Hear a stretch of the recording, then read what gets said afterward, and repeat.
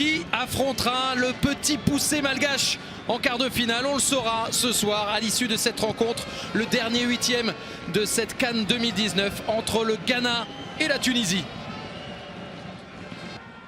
Redimensionné pour le poste et pour les besoins de la cause. Wakaso pour le corner, le troisième en faveur des Ghanéens, le poteau encore une fois. Les montants trouvés par les Black Stars, ils n'arrêtent pas dans cette Coupe d'Afrique des Nations. Cette fois c'était pour Kassim Adams.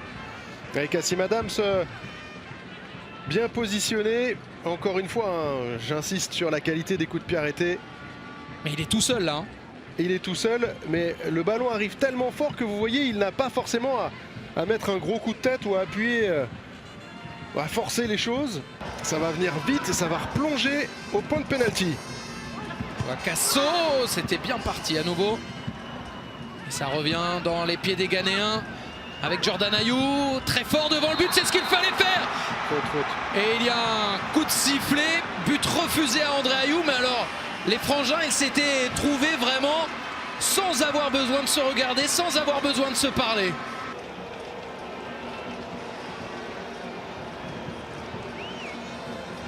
Franchement. Ouais, il y avait un petit hors-jeu. Skiri. Avec Keshrida. Appel de Wahbi Khazri, il est bon, le ballon aussi. Khazri dans la surface, en retrait pour Khénissi. Yama, il la sort de la main. Khénissi l'a vu. En retrait, vous allez le voir sur cette situation-là. Regardez la main droite de Adams. Alors c'est touché de la main, ouais, est-ce que c'est faute de main pour autant? C'est peut-être pas évident non plus. Wahbi Khazri, premier poteau, Khénissi, la barre. La baraka pour le gardien ghanéen. Depuis, il y a eu une vraie réaction de la part des Aigles de Carthage. Des occasions, une barre. L'entrée en jeu de Wahbi Khazri qui a fait du bien, vous le disiez. Keshrida maintenant. Keshrida pour le centre, avec la reprise et le but. Yacine Khénissi pour permettre aux Tunisiens de prendre l'avantage. 1-0, la joie, le bonheur collectif. Et au vu des derniers instants de la partie, c'est mérité pour les Aigles.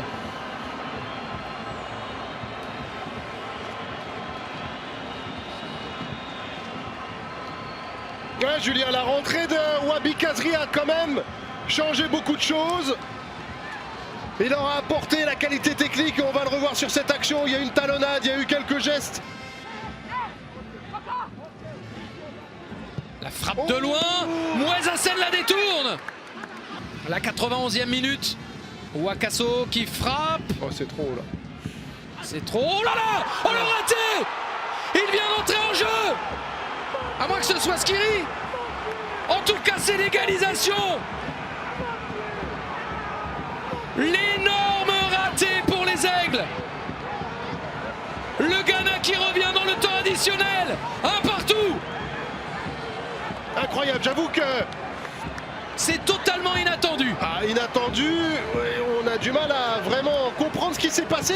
Moi j'ai vu le coup franc de Wakaso qui pour une fois était un peu trop haut. Je voyais pas vraiment comment ce coup franc pouvait finalement être dangereux.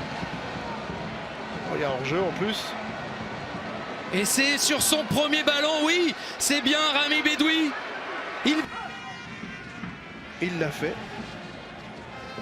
Wahbi Khazri. Wahbi Khazri qui tente en puissance. Capable, on le sait, de marquer des buts superbes. Khazri. Un match à jouer face à Madagascar jeudi soir au Caire. Et un ballon pour Asamoah Gyan à côté. Les balles de match, en voilà une. Jordan Ayew. Ayew encore face à Brown. En retrait Kwabena. Kwabena pour tenter sa chance à Sénéla. Ouf. Le joueur de Trabzonspor face à Ben Moustapha pour un miracle peut-être du gardien tunisien. Et oui, il est allé le chercher. Il n'y a pas forcément que des hasards dans la vie, il y a des rendez-vous aussi. Là, Ben Moustapha avait rendez-vous avec ce huitième de finale. Ce sera Madagascar pour la Tunisie. S'il rate, on continue, on poursuit cette série, cette séance. Quel destin pour cette rencontre, quel destin pour les Aigles de Carthage.